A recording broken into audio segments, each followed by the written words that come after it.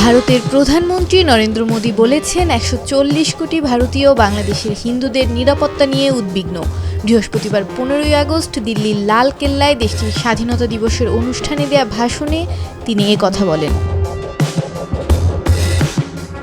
ছাত্র জনতার গণ অভ্যুত্থানে প্রধানমন্ত্রীর পদ থেকে পদত্যাগ করে শেখ হাসিনা ভারতে চলে যাওয়ার পর এই ইস্যুতে এটি মোদির প্রথম বক্তব্য। এর আগে নিজেদের নিরাপত্তা সংশ্লিষ্ট কর্মকর্তা, রাজনৈতিক দল ও অন্যান্য পক্ষের সঙ্গে বাংলাদেশের চলমান পরিস্থিতি নিয়ে দফায় দফায় বৈঠক করলেও মুখ খোলেননি মোদি। বস্তুত ৫ আগস্টের পর এই প্রথম বাংলাদেশের পরিস্থিতি নিয়ে প্রকাশ্যে মুখ খুললেন ভারতের প্রধানমন্ত্রী।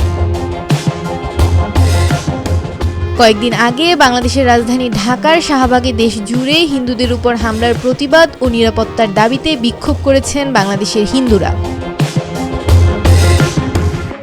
মোদি বলেন, ১৪০ কোটি ভারতীয় হিন্দু বাংলাদেশের সংখ্যালঘুদের নিরাপত্তা নিয়ে উদ্বিগ্ন। ভারত সর্বদা বাংলাদেশের অগ্রগতির শুভাকাঙ্ক্ষী হবে। আমরা আশা করছি বাংলাদেশের পরিস্থিতি দ্রুত স্বাভাবিক হবে। ভারতীয়রা চায় হিন্দু ও সংখ্যালঘুদের নিরাপত্তা নিশ্চিত করা হোক।